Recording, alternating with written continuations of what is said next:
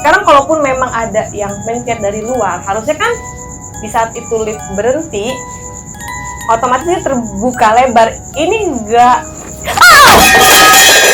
Kenapa sih?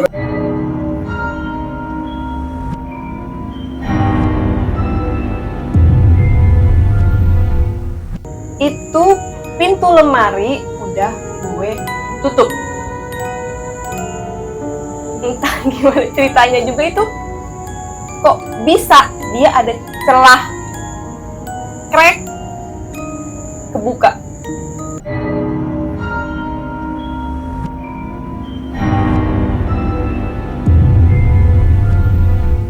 Halo guys, selamat datang di Nirmala Rembulan.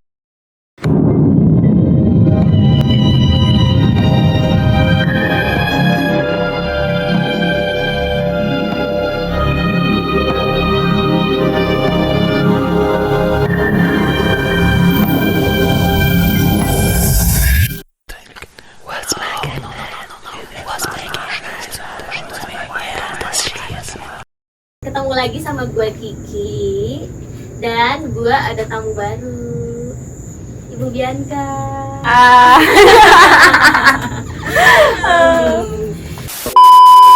Nah, sebelum kita mulai, jangan lupa untuk like, comment, dan subscribe ya guys ya. Terus jangan lupa untuk besarin volume handphone kalian dan pasang headsetnya, oke?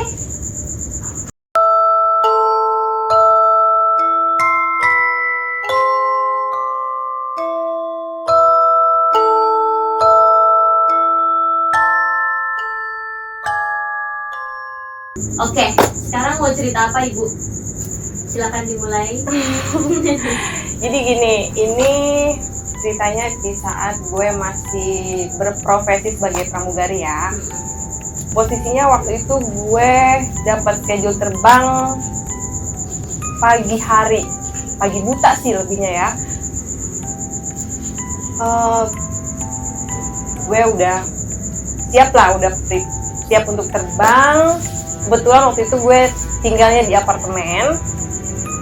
Pas gue mau turun ke bawah, ke lobi bawah, karena memang posisinya Jeputan udah nunggu, gue turun dan gue harus naik lift dong.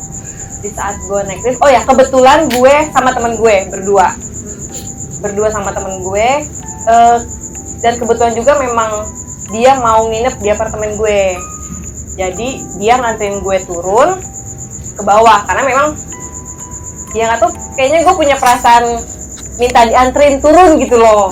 Akhirnya dia nganterin gue turun, kita bercanda gitu, ketawa. Memang dari dalam kamar tuh kita udah bercanda gitu, asik, seru, ketawa.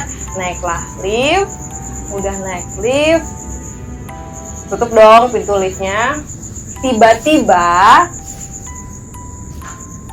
itu lift entah kenapa berhenti di suatu lantai. Itu berhenti sedikit, pintunya sedikit kebuka, lalu dia ketutup lagi, dan itu ada suara perempuan ketawa di balik pintu lift.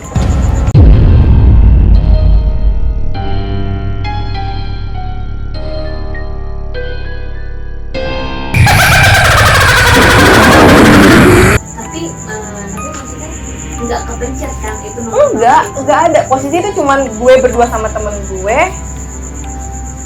Sekarang kalaupun memang ada yang mencet dari luar, harusnya kan di saat itu lift berhenti, otomatis terbuka lebar. Ini enggak. Kenapa sih dia?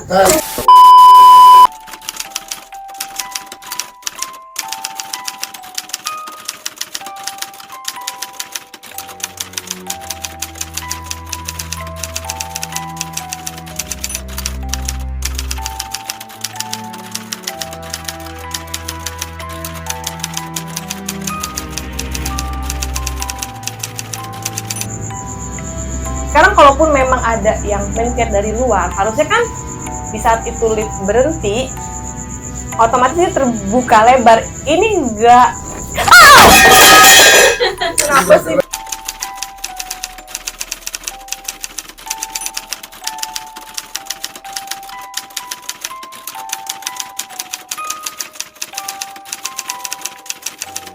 Nah, ya posisinya tuh pokoknya gue di lantai paling atas, dia turun.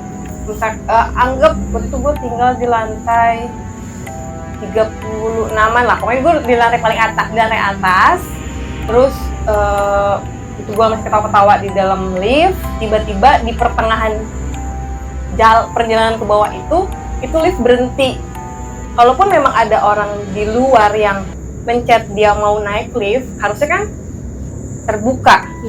Ataupun kalau memang itu liftnya macet, itu kan harusnya nggak kebuka, dia cuman berhenti, udah. Ini tuh dia berhenti, kebuka sedikit, kita nggak bisa lihat keluar, dia tuh kebuka terus tutup lagi, jegrek, kedengeran, terus ada yang ketawa di balik pintu lift itu, ada perempuan ketawa, kayak ngetawain, otomatis. Ngetawain gimana sih, kayak kita diketawain, bukan hihi gitu. Ya dia ngetawain kita gitu, ya tau lah. Kayak gitu, yang dia ngetawain kita, dia langsung dari jegrek, dia langsung ketawa, turun lagi liftnya ke bawah. Di situ alhasil teman gue nggak naik ke atas, dia pulang. Ya sekarang kebayang nggak, habis diketawain dari luar lift yang kita nggak tahu, lo harus balik lagi ke atas sendirian di pagi buta. Apa coba rasanya? Sedangkan gue turun ke bawah, akhirnya gue berangkat sama jemputan untuk ke bandara. Bayang sih.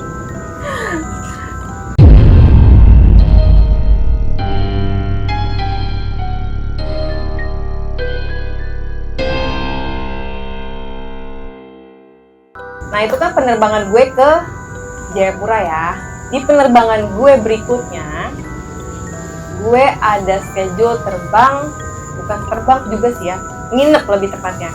Penerbangan ke Surabaya dan gue harus menginap di Surabaya. Ini bukan kejadian gue sendiri, cuman memang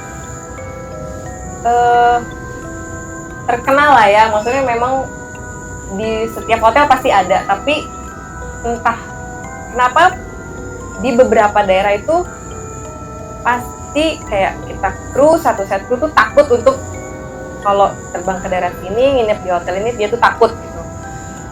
Gue terbanglah ke Surabaya, kita satu set kru. Sampai di hotel, biasalah kita, ini mau tidur sama siapa gitu. Akhirnya bagi kamar lah, udah bagi kamar. Kru gue cuma titip pesan, jangan serakin makanan di kamar. Tahu kenapa? Karena pernah kejadian ada cabin crew, dia ya biasalah kita kan punya cemilan, beli makan di daerah, setiap landing di daerah manapun pasti kita mampir beli makanan sebelum pulang ke hotel. Ataupun kita punya jajanan sendiri yang kita memang bawa dan kita prepare untuk bekal kita lah. Sampai di hotel itu makanan itu diserakin, ya disimpan aja di meja gitu loh, simpen di meja gitu aja, yang biasa kita makan, kita ngemil. Udah selesai makan itu makanannya nggak diberesin, ya udah biarin gitu aja gitu loh. Suatu ketika di saat itu dia udah makan, dibiarin gitu aja, dia tidur karena memang udah waktu tidur kali ya. Tidur, di saat dia kebangun malam-malam, ada yang lagi makan makanannya dia. Ya dia nggak bisa berkata apa-apa, dia cuman ya jadi ya mereka kayak saling lihat-lihatan gitu. Iya udah, dia nggak bisa ngapa-ngapain. Ya. Alhasil ya pesen untuk kita kru itu, jangan serakin makanan di kamar. entah itu di meja atau di mana.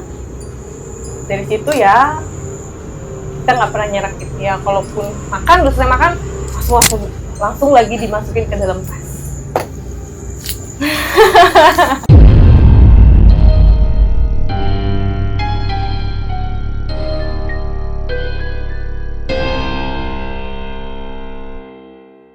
Jadi gini guys, kalau yang pernah gue baca nih, kalau untuk makanan memang kita gak boleh nih, namanya di rumah itu semua sisa makanan itu harus dibuang ke tempat sampah di luar rumah.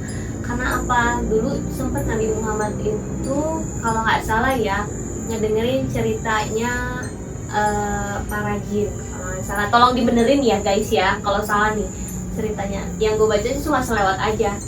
Nah, si jin itu nanya sama mereka. Si jin itu nanya sama Nabi Muhammad, manusia bisa makan makanan, ya pokoknya makanan manusia lah. Terus saya harus makan apa gitu?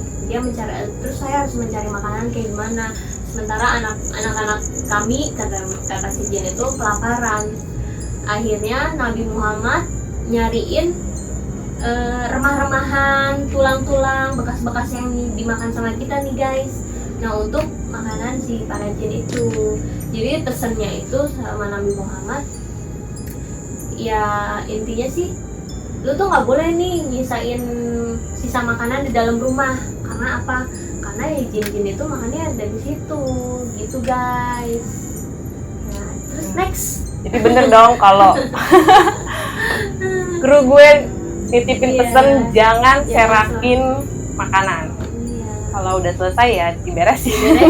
Iya betul. Berarti sebenarnya bukan karena kejadian itu doang kali ya, lebih tepatnya ya sunnah itu juga ada. Memang dari zaman dulu ya, cerita zaman dulu seperti itu, gitu guys. Terus ceritanya apa lagi nih? Setelah dari Surabaya, ibu mau kemana lagi nih? Habis dari Surabaya,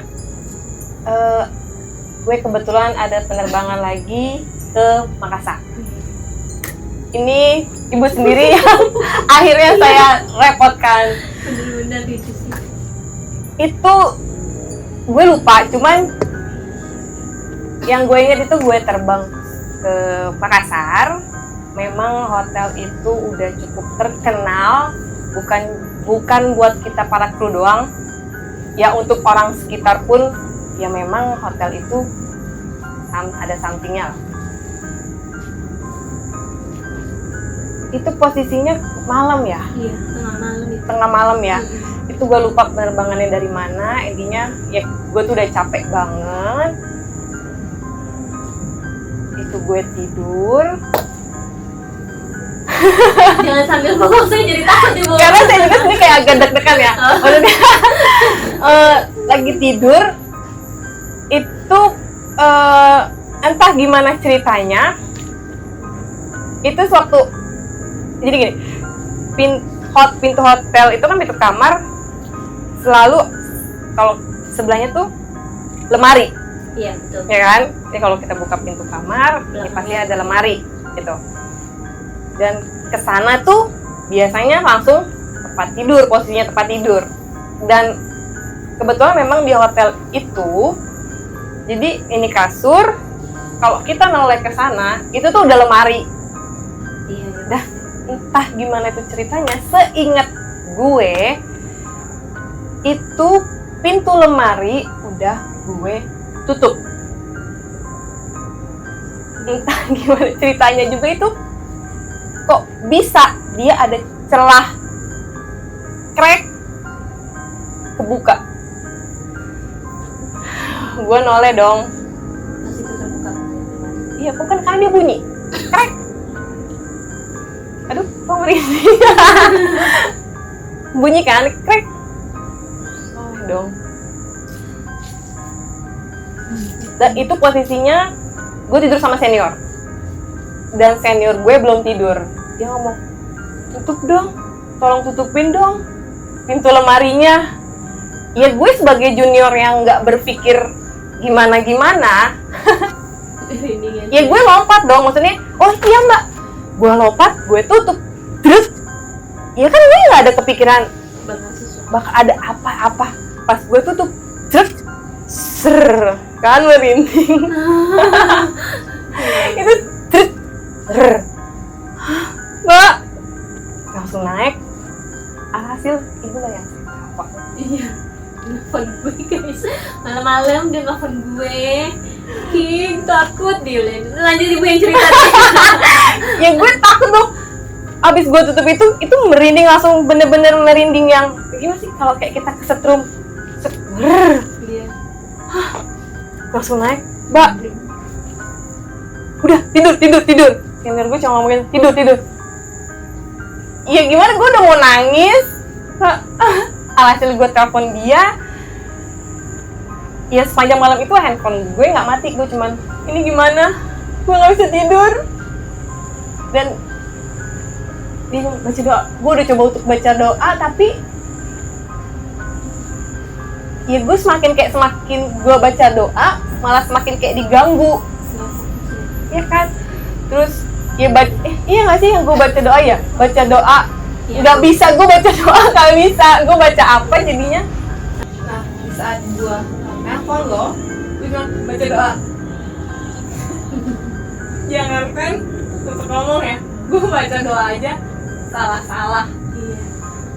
Bener-bener belibet itu. Gak bisa dia baca doa sama sekali. Gue nggak bisa.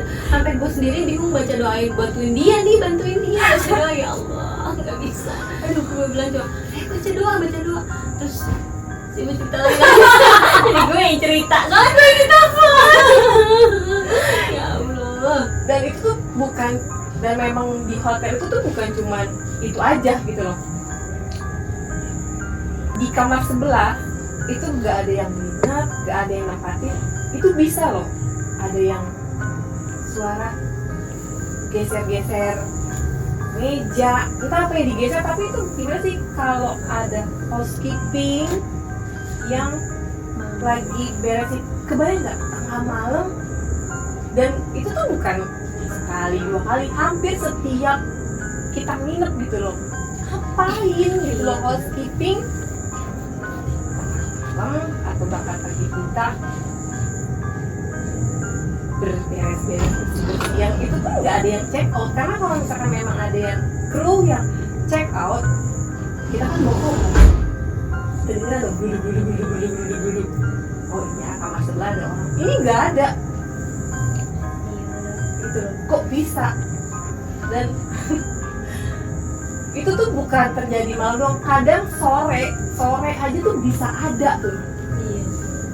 Ya karena nih kalau di lorong hotel lu lewat itu kan kedengeran, ini nggak ada yang lewat terus tiba-tiba di sebelah ada yang geret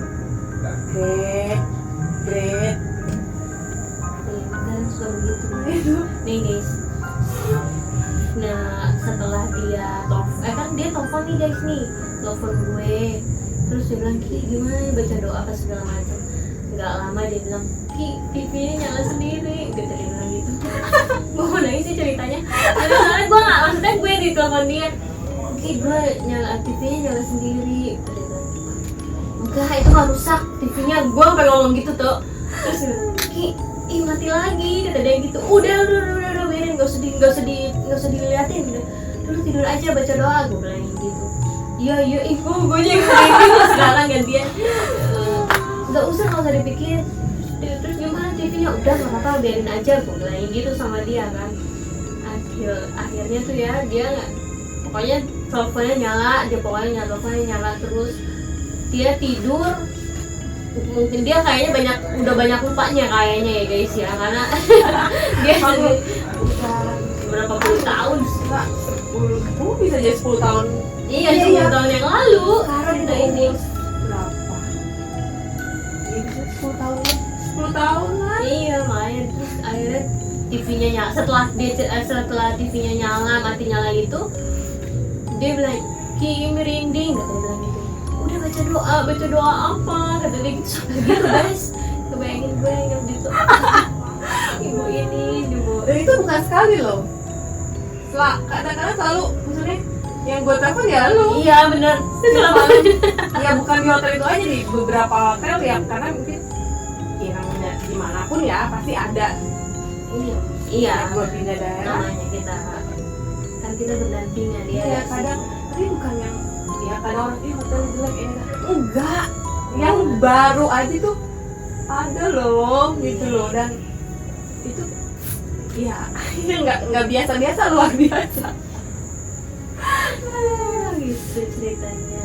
Ya kalau mau ceritain lagi banyak lah ya, cuman yang ya masih gue inget-inget ya itu aja sih yang membekas di lift itu ya, sama itu Iya, punya berarti apa namanya nyambung terus lagi ya. iya ya gitu deh. Nah, kayak gitu guys ceritanya. Dia apa namanya selama jadi pramugari, ceritanya dia apa namanya pindah-pindah hotel gitu kan, namanya kita kan namanya pramugari ya, berpindah-pindah tempat-tempat biasanya seperti itu ya guys ya. Dan jangan lupa untuk berdoa. Memang kadang-kadang kalau udah ketemu kayak gitu ya susah ya berdoa kan, jadi nggak konsen karena ya istilahnya